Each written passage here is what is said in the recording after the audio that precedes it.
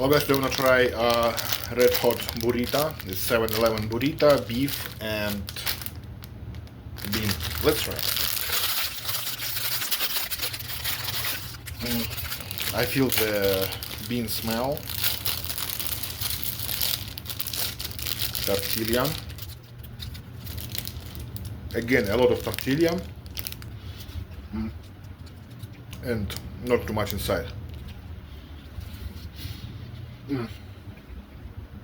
The inner part is tasty.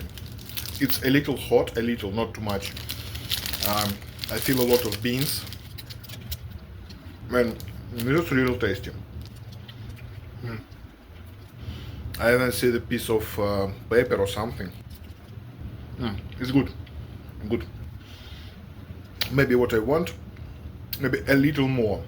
Maybe not twice, but a little more beans, a little more meat, and it will be perfect. It's oil.